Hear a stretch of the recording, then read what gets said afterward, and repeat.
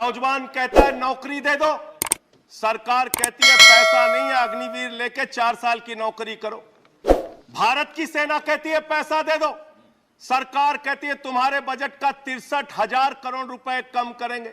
माताएं बहनें कहती हैं गैस का सिलेंडर बढ़ गया, बच्चे के दूध का दाम बढ़ गया, आटा दाल चावल महंगा हो गया, उसको कम कर दो, सरकार कहती है पैसा नहीं है।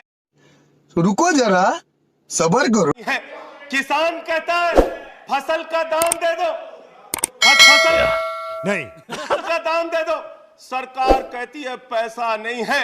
अरे बुजुर्ग कहते हैं हमारी रेल की तीर्थ यात्रा, उसकी रियायत क्यों कम कर दी, सरकार कहती है हमारे पास पैसा नहीं है।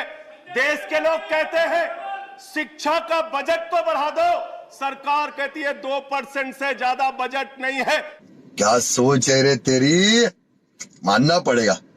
अरे स्वास्थ्य का बजट तो ठीक कर दो, मोदी जी, सरकार कहती है पैसा नहीं है। मानवर ये पैसा गया कहां? नहीं। उसको कितना कर्जा दिया इस सरकार ने? 2.5 लाख करोड़ रुपए, 2.5 लाख करोड़ रुपए मानवर, 2.5 लाख करोड़ रुपए। जीरो लगाते लगाते थक जाएंगे। एक मानना पड़ेगा। इंसान को 2.5 लाख करोड़ रुपए और बच्चे के दूध पे टैक्स लगाते हो, नहीं। आटा दाल चावल पे टैक्स लगाते हो, हिंदुस्तान के गरीब आदमी का खून चूसने का काम करते हो। सरकार किसके लिए चल रही मानव? यह सरकार किसके लिए चल रही है? इसको ध्यान से हमें सोचना पड़ेगा।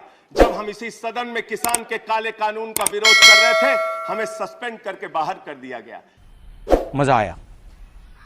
1 साल के बाद ये सरकार कहती है अब हमें होश आ गया, हमारी तपस्या में कमी रह गई, हम काला कानून वापस ले रहे हैं।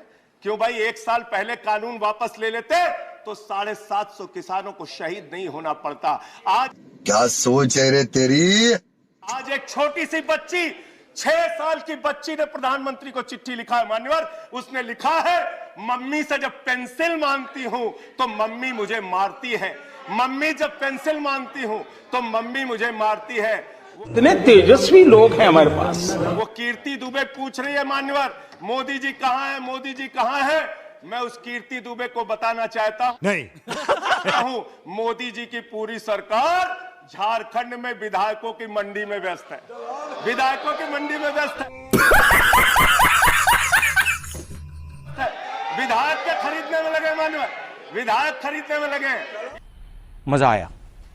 ये पूंजीपतियों की सरकार चल रही है, पूंजीपतियों की गुलामी करने वाली सरकार चल रही है, जो इस देश के अंदर महंगाई बढ़ाने का काम करती है। गरीब के लिए खाने के लिए पैसा नहीं, 800 दवाओं पर, कैंसर की दवा पे, किडनी की दवा पे, टीबी की दवा पे आपने दाम बढ़ा दिया। आपने अस्पताल के कमरे तक पे दाम बढ़ा दिया।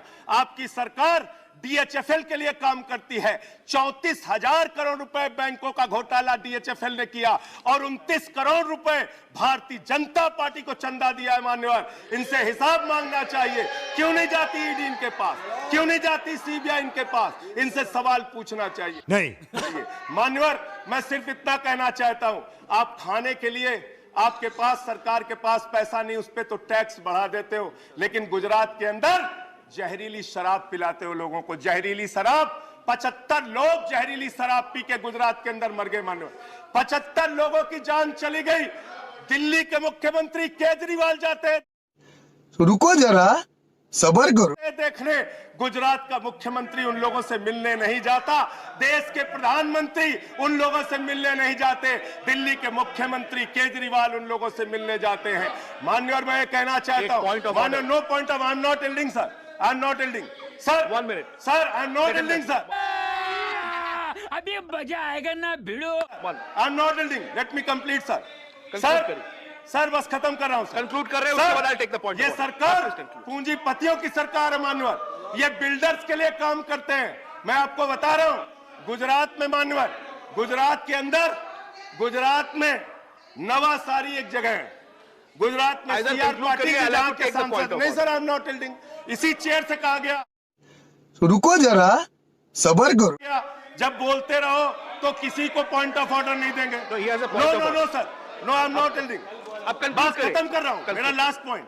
सर, ये सरकार पूंजीपतियों के लिए काम करती है। सरकार एक बिल्डर गुजरात के अंदर सीआर पाटिल के इलाके में उसके लिए रास्ता बनाने के लिए राधा कृष्ण का मंदिर गिरा दिया इन्होंने। Point of order, Radha I'll have to Krishna take- का I'll मंदिर have to गिरा take the दिया। point of order. 1100 Please, one second, Bhajpa one के- second.